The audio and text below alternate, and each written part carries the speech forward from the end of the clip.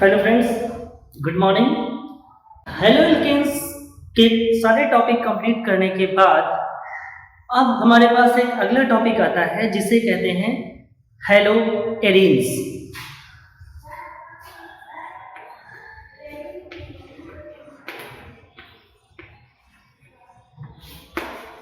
Hello arenes, सबसे पहले तो ये जान लें कि हेलो एरीन्स क्या होते हैं। जब भी किसी न्यूक्लियस से यानी कि बेंजीन नाभिक से या एरोमेटिक यौगिक से एक या एक से अधिक हाइड्रोजन हाइड्रोजन परमाणुओं द्वारा प्रतिस्थापित कर दिए जाते हैं, रिप्लेस कर दिए जाते हैं, तो जो कंपाउंड हमको मिलते हैं, जो प्राप्त होते हैं, ऐसे कंपाउंड्स को हम हेलो एरीन्स कहते हैं।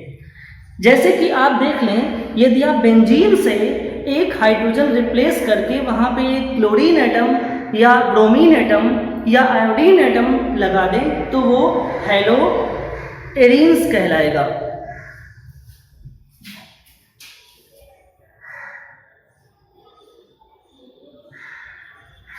हम जानते हैं बेंजीन में 6 हाइड्रोजन होते हैं और 6 कार्बन होते हैं, 6 कार्बन एंड 6 हाइड्रोजन्स। एक हाइड्रोजन को हम हाइड्रोजन द्वारा रिप्लेस कर देते हैं और वहाँ पर क्लोरीन एटम लगा देते हैं तो ये हेलो एरीन हो जाता है। जैसे कि इसे आप क्लोरोबेंजीन कहेंगे।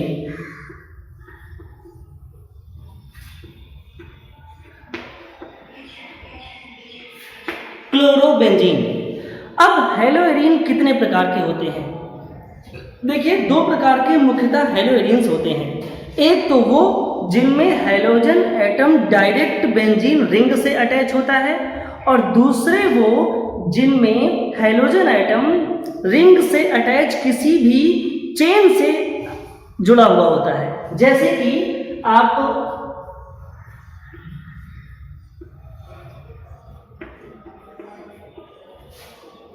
ये टॉलुइन है, इसमें से जो ये मेथिल ग्रुप लगा हुआ है, इस मेथिल ग्रुप का एक हाइड्रोजन एक क्लोरीन एटम से रिप्लेस कर देते हैं।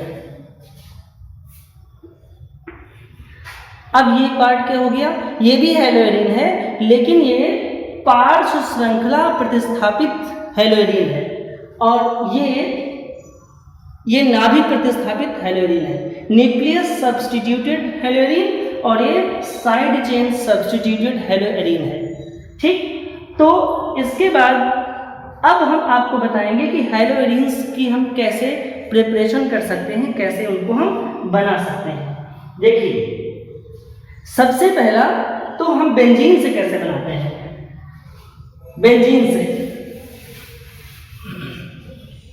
अर्थात क्या लिखेंगे?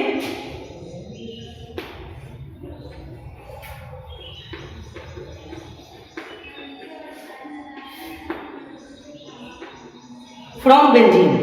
बेंजीन को जब हम शुष्क यानी कि ड्राई क्लोरीन के साथ किसी भी हैलोजन वाहक जैसे आयरन की उपस्थिति में हम हीट करते हैं तो हमें क्लोरोबेंजीन प्राप्त होता है।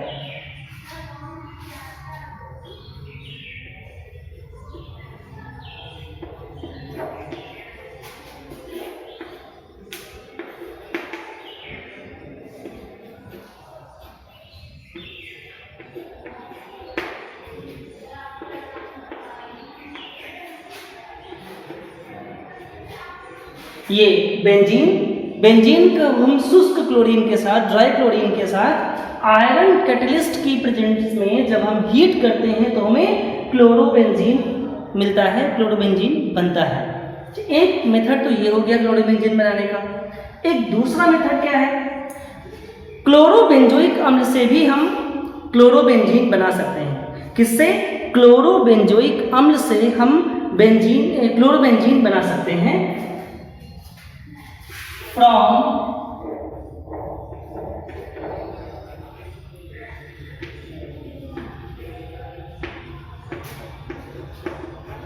क्लोरोबेंजोइक एसिड।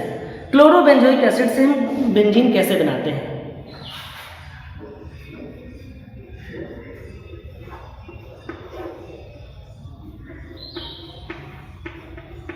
ये हमारा है क्लोरोबेंजोइक एसिड। हम यहाँ पे देख रहे हैं यदि हम इस कार्बोक्सिलिक समूह को हटा दें अर्थात इसका वी कार्बोक्सिलीकरण करा दें, डी कार्बोक्सिलेशन करा दें तो हमें क्लोरोबेंजीन प्राप्त हो जाता है। अब प्रश्न उठता है कि हम कार्बोक्सिलिक समूह को कैसे हटाएंगे अर्थात इसका डी कार्बोक्सिलीकरण कैसे करेंगे।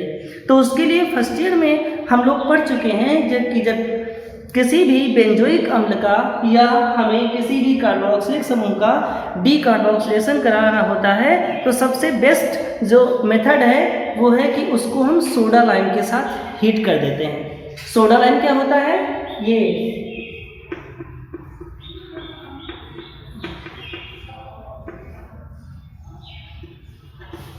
NaOH और CO कैल्शियम ऑक्साइड और सोडियम हाइड्रोक्साइड के मिक्सचर को हम क्या कहते हैं, सोडा लाइम कहते हैं। सोडा लाइम, जब सोडा लाइम से इसको हम ट्रीट करते हैं तो ये हमारा जो कार्बोक्सिलिक समूह है वो हट जाता है और हमें क्लोरीन प्राप्त होता है। इस अभिक्रिया को हम डी कार्बोक्सिलेशन कहते हैं। डी कार्बोक्सिलेशन मतलब वी कार्बोक्सिलीकरण।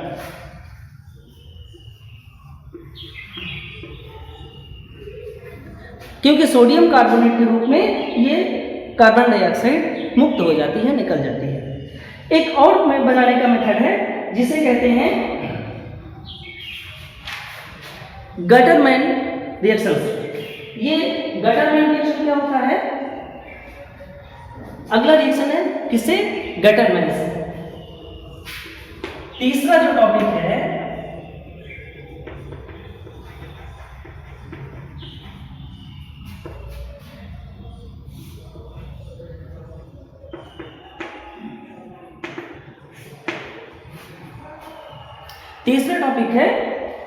गटरमैन रिएक्शन का। तो गटरमैन रिएक्शन क्या होती है, जब भी किसी बेंजीन डाइजोनियम सॉल्ट को हम कॉपर और हेलोजन के HCl के साथ या HBr के साथ हम ट्रीट करते हैं कॉपर मेटल की प्रेजेंस में, तो हमें वही करेस्पॉन्डिंग हेलोएल्केन मिल जाता है। जैसे कि यदि हमें क्लोरोबेंजीन बनाना है तो हम यहाँ पर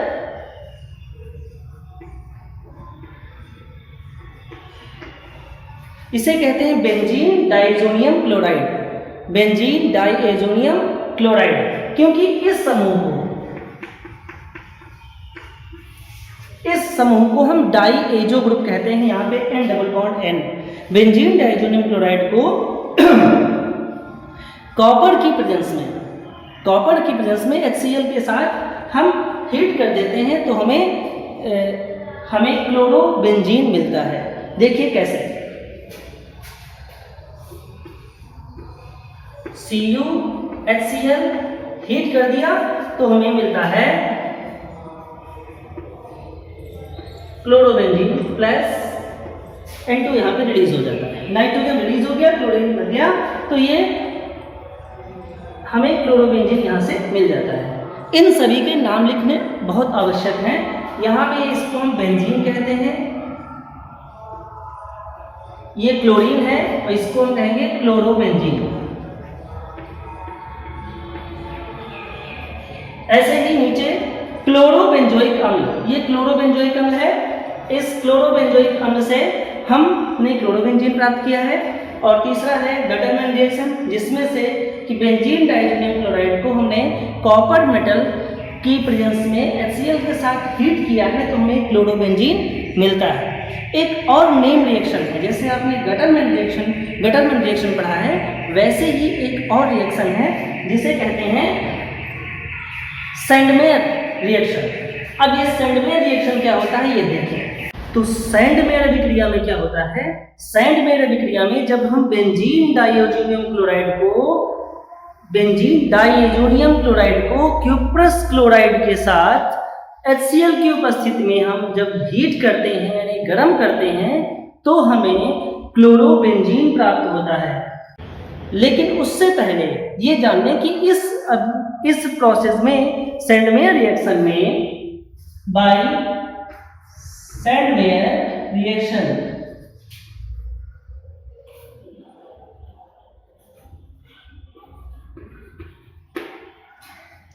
इस अभिक्रिया में सबसे पहले हम बेंजीन डाइअमोनियम क्लोराइड बनाते हैं। कैसे बनाते हैं? बेंजीन डाइअमोनियम क्लोराइड बनाने के लिए हमें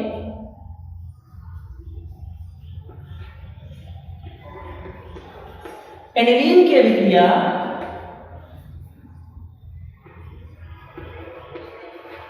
HNO2 के साथ करानी होती है।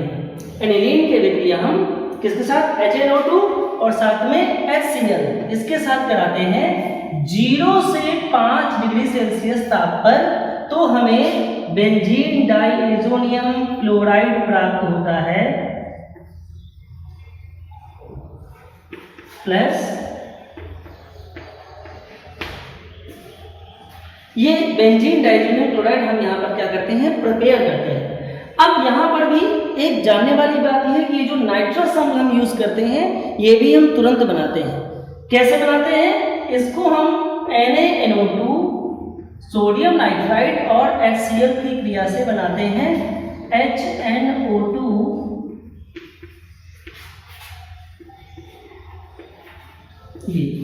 HNO2 हम तुरंत बनाते हैं। क्यों बनाते हैं?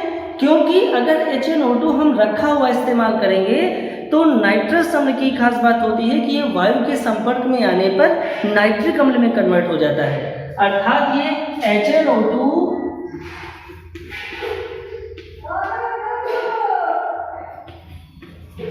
HNO3 में कन्वर्ट हो जाता है। तो HNO3 में इस्तेमाल नहीं करते, हमें HNO2 नाइट्रस अम्ल इस्तेमाल करना होता है। तो नाइट्रस अम्ल तुरंत बनाते हैं उसी समय ताजा, और हम क्या बना लेते हैं? Benzene diazonium chloride.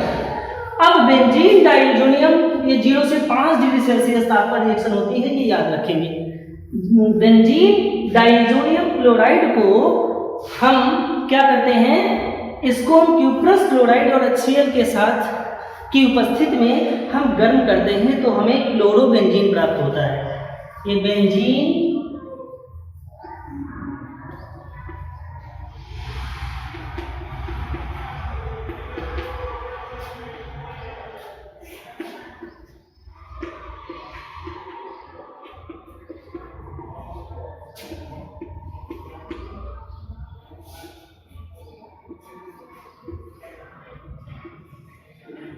क्लोरोबेंजीन बनता है। ये है benzene diazonium chloride, benzene diazonium chloride,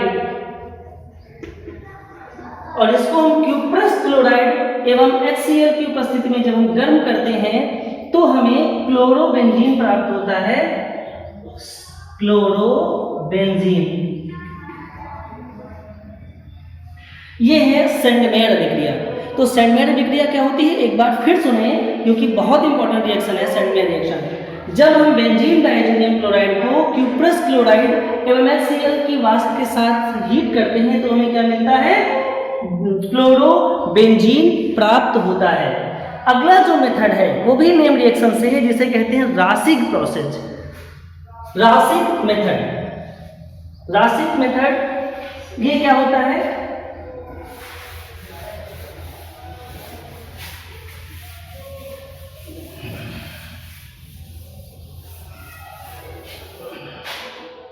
रासिक method, इसमें क्या करते हैं? हम बेंजीन की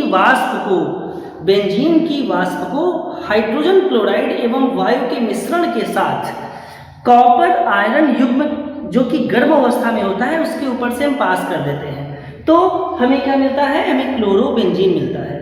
किसकी? बेंजीन की वाष्प और साथ में हाइड्रोजन क्लोराइड और वायु, इनके मिश्रण को जब हम कॉपर आयरन युग्म के ऊपर से हम प्रवाहित करते हैं, पास करते हैं, तो हमें क्लोरोबेंजीन मिलता है। ये रासिक मेथड है और ये इंडस्ट्रियल मेथड है। जब व्यापारिक मात्रा में हमें क्लोरोबेंजीन बनाना होता है तो हम इस मेथड का प्रयोग करते हैं। कैसे है देख लीजिए। रासिक मेथड प्रोसेस, इससे हम कैसे बनाते हैं? बेंजीन की वाष्प को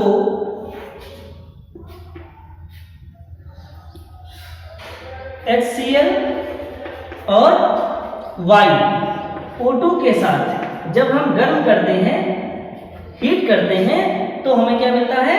हमें क्लोरोबेंजीन मिलता है।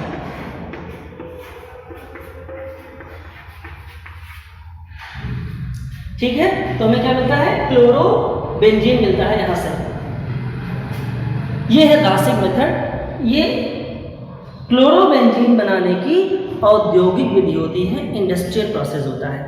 इसके बाद में हम यहाँ पर ये भी जानेंगे कि क्लोरोबेंजीन या हम एराइल हैलाइड के कुछ भौतिक गुणों के बारे में भी बात करेंगे। भौतिक गुणों की बात करें तो सबसे पहले हम विलेयता की बात करते हैं। विलेयता क्या है कि जो हेलो एरियंस होते हैं वो वैसे तो यहाँ पर जो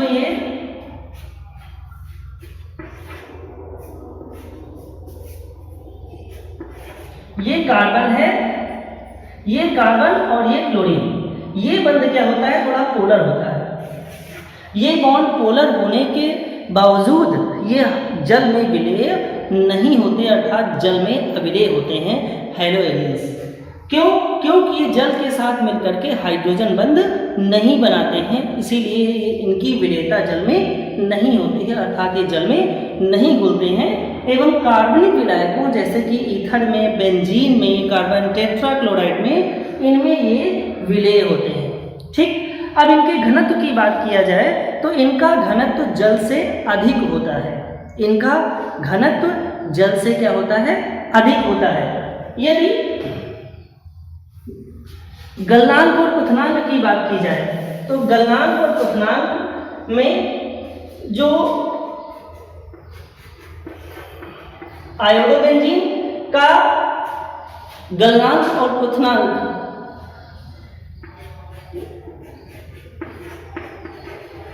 ब्रोमोबेंजीन से ज्यादा होता है और ब्रोमोबेंजीन का क्लोरोबेंजीन से ज्यादा होता है। और इसके बाद इससे भी अगर कम किसी का गलनांक एवं क्वथनांक होता है तो वो है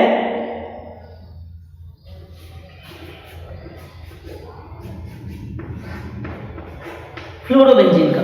और फ्लोरोबेंजीन से भी गलनांक और क्वथनांक किसका होता है? बेंजीन का।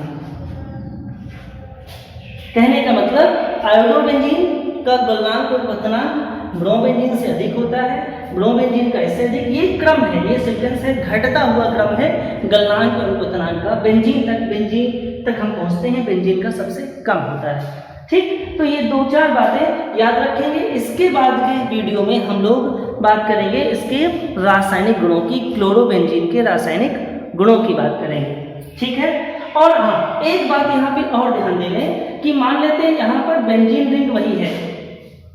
क्या होगा कि जब हाइड्रोजन एक ही हो, समान हाइड्रोजन हो और ये बदल रहा हो, तो जब ये कार्बनिक हाइड्रोकार्बन समूह बदलता है तो जैसे जैसे हाइड्रोकार्बन समूह का द्रव्यमान बढ़ता है वैसे वैसे इनके गलनांक एवं क्वथनांक बढ़ते जाते हैं। अर्थात समान हाइड्रोजन परमाणु उपस्थित होने पर, सेम हाइड्रोजन एटम प्रेजेंट होने पर, जब हाइड्रोकार्बन समूह का मास जितना ज़्यादा होता है, उसका द्रव्यमान जितना ज़्यादा होता है, उनका गलनांक एवं क्वथनांक उतना अधिक होता है। तो ये भौतिक गुण और उनके बनाने की कुछ विधियां हो गई। अब हम लोग अगले वीडियो में इनके रासायनिक गुणों की बात करेंगे।